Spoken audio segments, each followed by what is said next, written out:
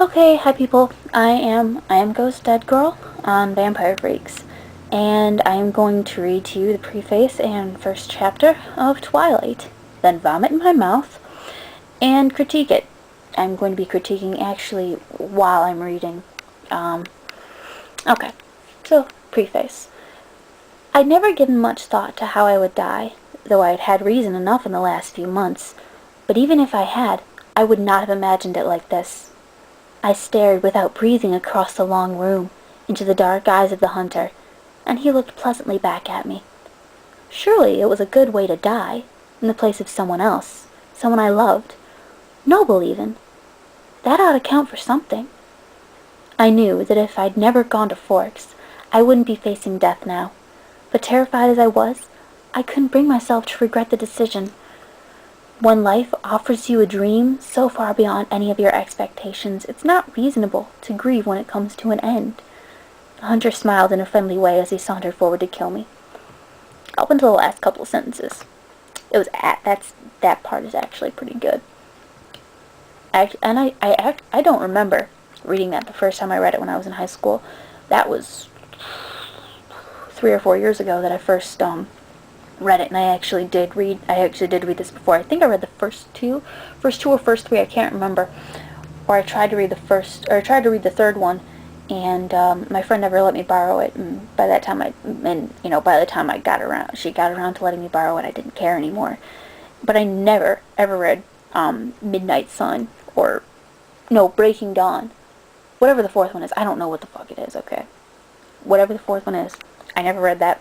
So when we get to that, when I'm finally reading that one, you're gonna see my reactions. Just yes, Breaking Dawn. You're gonna see my completely unmasked reaction. It's gonna be great. It's gonna be the first time I've read it. Okay, Chapter 1. First Sight. My mother drove me to the airport with the windows rolled down. It was 75 degrees in Phoenix, the sky perfect cloudless blue. I was wearing my favorite shirt, sleeveless, white eyelet lace veil. I was wearing it as a farewell gesture. My carry-on item was a parka. In the Olympic Peninsula of northwest Washington state, a small town named Forks exists under a near-constant cover of clouds. It rains on this inconsequential town more than any other place in the United States of America. It was from this town and its gloomy, omnipresent shade that my mother escaped with me when I was only a few months old. It was in this town that I had been compelled to spend a month every summer until I was 14. That was the year I finally put my foot down. These past 3 summers, my dad, Charlie, vacationed with me in California for 2 weeks instead. It was to Forks that I now let me emphasize this next few sentences. It was to Forks that I now exiled myself, an action I took with great horror. I detested Forks. She is exiling herself, even though she hates the goddamn place. Because her mother loves her to death and doesn't want her to go, so she has to go.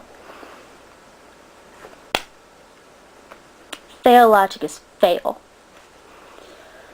I love Phoenix. I love the sun and the blistering heat. I love the vigorous, sprawling city. Bella, my mom said to me, the last of 1,000 times before I got on the plane, you don't have to do this.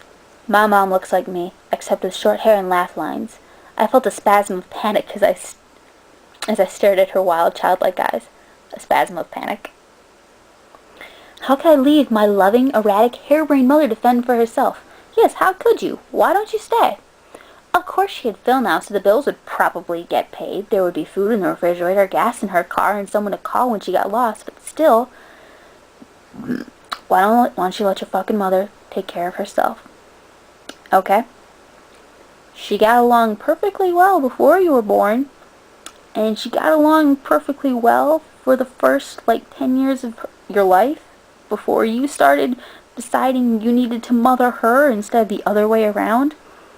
You're 17 fucking years old. She is what? 40? Why don't you let her be the adult, okay? Maybe she's a little scatterbrained, but if she's still alive, I'm sure she's got some of it together. I want to go, I lied. I'd always been a bad liar, but I'd been saying this lie so frequently lately that it sounded almost convincing now. Tell Charlie I said hi. I will. I'll see you soon, she insisted. You can come home whenever you want. I'll come right back as soon as you need me. But I could see the sacrifice in her eyes behind the promise. Don't worry about me, I urged. It'll be great. I love you, Mom. She hugged me tightly for a minute, and then I got on the plane, and she was gone.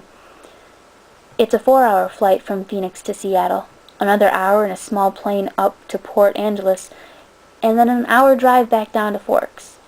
Flying doesn't bother me. The hour in the car with Charlie, though, I was a little worried about. Charlie had been fairly nice about the whole thing. He seemed genuinely pleased that I was coming to live with him for the first time with any degree of permanence.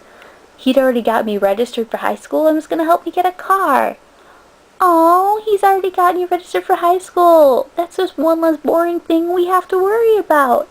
Great! Ah! But it would sure be awkward with Charlie. Neither of us was what anyone would call verbose, which, by the way, means wordy, which I actually learned from AFI. Not this shit. And I didn't know what there was to say regardless. I knew he was more than a little confused by my decision. Like my mother before me, I hadn't made a secret of my distaste for Forks. When I landed in Port Angeles, it was raining. I didn't see it as an omen, just unavoidable. I'd already said my goodbyes to the sun. Charlie was waiting for me with the cruiser. This I was expecting too. Charlie is police chief swan to the good people of Forks. My primary motivation behind buying a car, despite the scarcity of funds, was that I refused to be driven around town in a car with red and blue lights on top.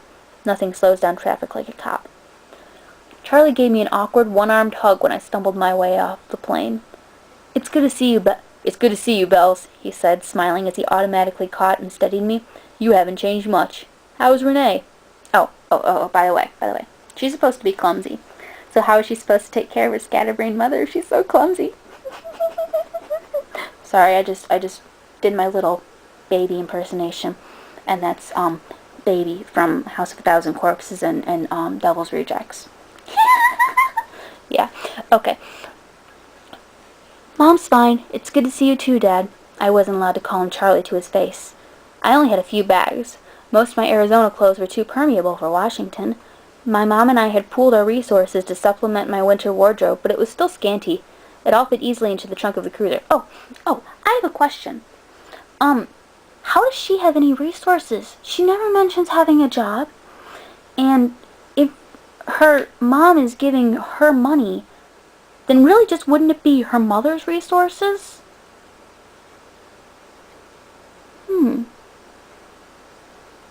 Intriguing. Unless she's a whore. That explains it. She's a whore. Okay, I'm sorry.